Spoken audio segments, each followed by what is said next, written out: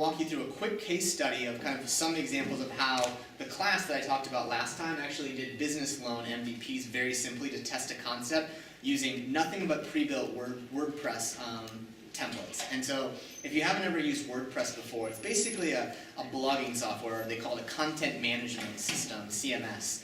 And you can essentially use a CMS to put it up there very simply and use very pretty slick templates to test things.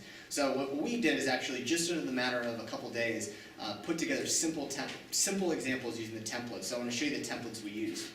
So the first one was this concept of we wanted to see if we could get someone to call. And so we basically built this simple template using a $49 template we posted online with a number on there that you would push, click to call, or to see if they would call. And it was a Google Voice number. We were just testing to see how many people called. Turned out people didn't call very much, which was a good lesson for us. I didn't want to answer, but again, just a simple template. It was $49. We customized it a little bit and put a link on there to call right away or have them call you. And we learned what were the conversion rates just on calling.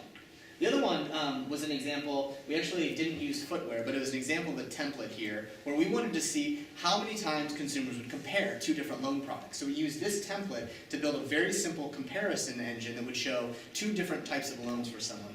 And again, the idea was how many times will people compare?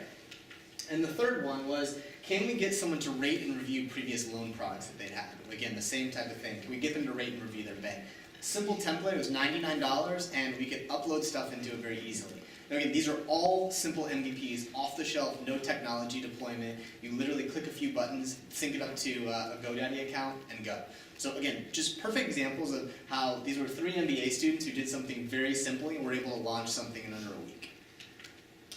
So now what? I've got kind of 3 steps for each of you to take this and do something with it, because I know that I shot a bunch of information at you, but I wanted to encourage each of you to actually try and do some type of an MVP. Now, so these are my 3 steps to take this lecture and go forward here. And the first one is blog it, second one is plan it, and the third one is actually get it out there. The there may not be missing, but get it out.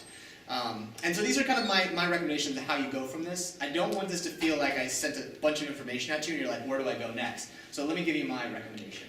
So the first one is blog it. I find it's really important to actually talk about your idea and get it out there and see what people think about it. And I'll tell you why I'm a big believer in this in just a second here. But ultimately, your idea is not that valuable until you build it into something awesome. So someone may take your idea, and hopefully they do, and turn it into something great if you're just going to let it sit there and not do something awesome with it. So blog your idea and see if people care. You want to ask questions. You want to see if there's a dialogue, and don't worry. People are not going to steal it. And if they do, great. They might build it because you're too slow at actually getting it out there. So don't worry about people stealing the ideas. Just worry about starting the dialogue. Again, the whole goal of this is to see if your idea or your concept is actually interesting. So I would encourage all of you to take whatever concept you have in your head and blog it. Get it out there, share it on Facebook, social media, and see what people care. So let me give you an example of how I did this and why I think that there's a free idea here for someone to work on that I just don't have time to work on, but it works. So I wrote an article called "I'll sell you my iPhone home screen." So I said I would love for someone, literally, like, I have trouble finding new apps to use on my phone. So I kind of have the same apps. I don't really like them that much. I want something new and fresh. So what I said is, I will literally sell someone a tile on my phone, and their job is to basically bring me new apps. And I'll let them, they can pay me, and basically, like an advertising platform. So it's a free advertising tile on my phone. I would sell that to them. So I thought, kind of an interesting idea, something I might work on. Turned out so did other people. Almost 1,000 people read that blog post in one day. Turned out that other people thought this was interesting. There was recommendations, likes, started a conversation around it. So again, someone wants to build it, I'll sell my iPhone home screen to any of you guys out there. But it's a perfect example of actually an idea that I had to see, does anyone else find this to be interesting? It turned out at least 1,000 other people did. Now, if I didn't already have my own startup, I would probably actually take this idea and see if there was a way to do it. But it's a good example of why I recommend to blog it. So the second thing is actually to plan it. Now, I put some information out there about how you figure out what's the right kind of MVP for you. But the first thing you can focus on is what can you learn? Where is the place that is the biggest risk? Where's that point to learn? And then my next advice is make it simpler. And then make it even more simple, and then simplify it even further. That is what you should be planning on, is make it super, super, super simple. the lesson here is if it's going to take you more than a week, it's probably not an MVP. So just think in those terms early on of finding something super simple and plan about what you actually want to test and build. And then finally, just get it out there.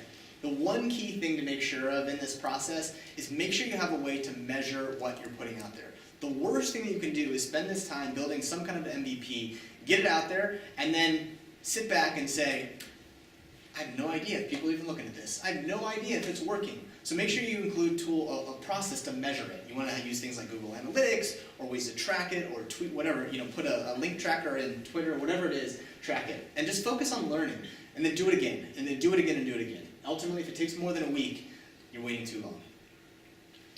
Again, homework, if you're coming to the next one, identify the highest risk point and build a simple MVP. Test and repeat. The goal here before the next class is to actually have something. And so next class, I'm not going to actually ask people who have some kind of an MVP. It can be incredibly simple or it can be a little more complex, but actually want to get feedback from it. And we're going to kind of critique and help recommend how you can test and learn and try other things next time. So the next point is actually going to be on taking MVPs and learning, iterating, and actually getting it out there to learn even further. So the next class will be all about kind of testing learning. We'll use tools like Virtual Website Optimizer. We'll talk about things like optimizing pictures and storefronts and all that kind of stuff. Lots of testing on how you improve things. But my recommendation is get something out there and start learning from it. The next class will actually be the 9th, Monday the 9th.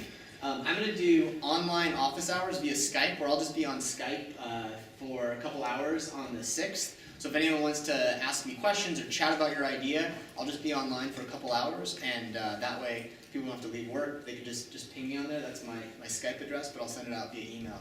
And again, feel free to ask me questions. I'm doing this so that I can help you guys, and so if they're feel free to take advantage of the time. I'm happy to do it. And that's all I got for this lecture here. I guess I'll open it up for any other questions, and then I'd love 2 volunteers who want to spend time. So before that, any questions on what we covered today? Question? The Kickstarter, how you were saying, like, fake it, whatever, you can, where's the line that you're faking it so much that your intention never is to go real? Yeah, no, I think that's right. I mean, the idea, Kickstarter has actually had some issues where people have faked it, not until they make it, just to fake it. And so I think they've actually gotten more stringent on understanding where you are in that process.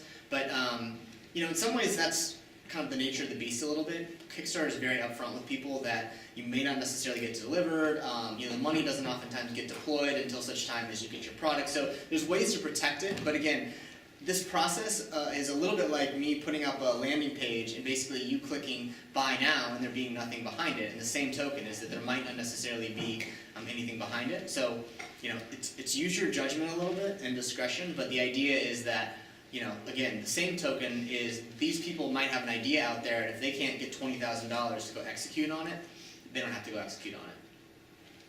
Other questions or comments? Yes? Do you know if there are any legal ramifications for selling a product without being an exclusive partner with that company, like through your website? I'm sure there are. I'm sure, I would say, God, how do I answer this deftly? So I would say, at the point where you're learning, if you get shut down by someone else for selling too much of their stuff, that is an awesome problem that you just had. I would not worry about making someone mad when you're actually going to be selling stuff of theirs and giving them money. You can over worry yourself to death on stuff. I wouldn't worry about it until such time as it's a real thing. And before that point, it's all about learning. And you always have the excuse to say, literally, we're just testing and learning and stuff like that. So, be pretty upfront that we're just testing and learning. How did you get enough internet traffic to get 35,000 signups for the original Zarly site? So it didn't hurt having Ashton Kutcher tweet about us. But also, we actually took a pretty active social media approach to it. So I would say we actually tracked, and he accounted for about 700, just so you know. A lot of them actually came from, we did a PR campaign around stuff. We actually got out there and we did literally events in cities and stuff like that. So we had about 60 days in between the point where we decided we're going to go do this and kind of set up the company before we actually launched. And we used that time to talk and meet influential people and engage people. We did viral contests and things like that. So all of the tests that you kind of heard me talking about, we ran all of those tests with the whole goal of getting someone to give us their email address.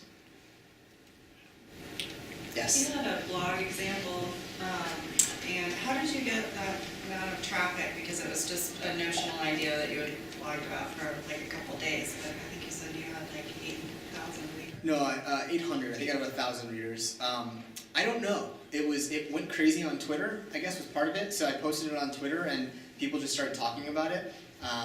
You know, again, that's one of the things. Turns out there must be something going on there if that many people started talking about it. And again, all I did is I posted it on Facebook, Twitter, and LinkedIn, and next thing you know, like there had been 1,000 people read it. So I thought like, interesting. Now again, that might be unusual. My other posts normally don't get that many reads at all. So that's kind of how I gauged it there.